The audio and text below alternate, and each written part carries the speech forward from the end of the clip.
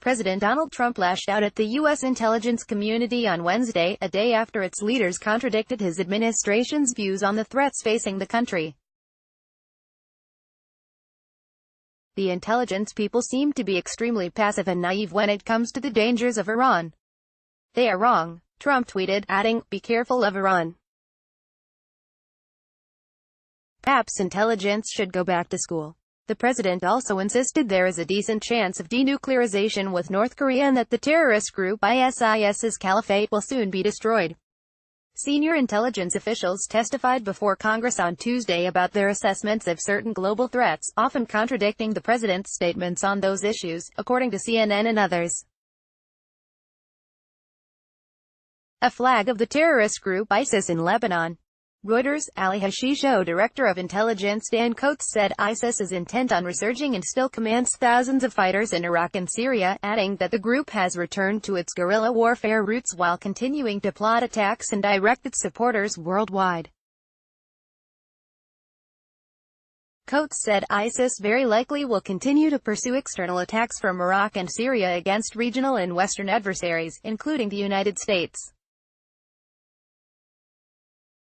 Trump proudly declared last month that ISIS had been defeated. While the physical caliphate is on the verge of collapse, as Trump suggested in his tweets, the terror group maintains a presence in both Iraq and Syria. Intel officials have stressed that ISIS remains a terrorist and insurgent threat. North Korean HWASONG-12 missile. KCNA via Reuters of North Korea and its ambitions for weapons of mass destruction. Coates said, "We currently assess that North Korea will seek to retain its WMD capabilities and is unlikely to completely give up its nuclear weapons and production capabilities because its leaders ultimately view nuclear weapons as critical to regime survival.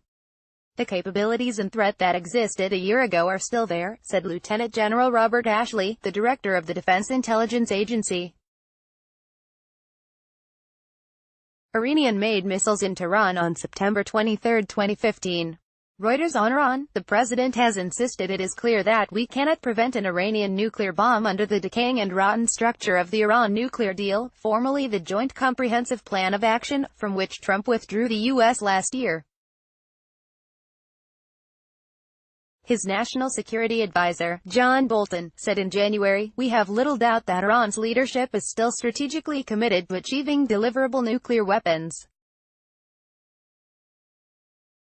Coates said on Tuesday that we do not believe Iran is currently undertaking the key activities we judge necessary to produce a nuclear device.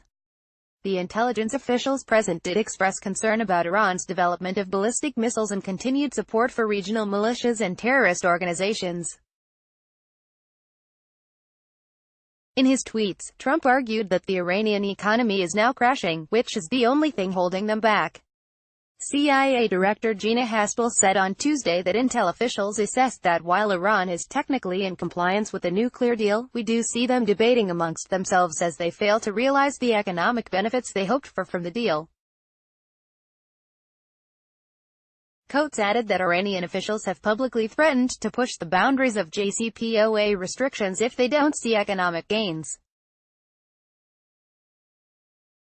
While intel officials argued that ISIS remains a threat, that North Korea is not planning to get rid of its nukes, and that Iran is still complying with the nuclear deal, they made no mention, as the Associated Press noted, of the U.S.'s southern border, where Trump has said he is considering declaring a national emergency to get funding for his long-promised wall.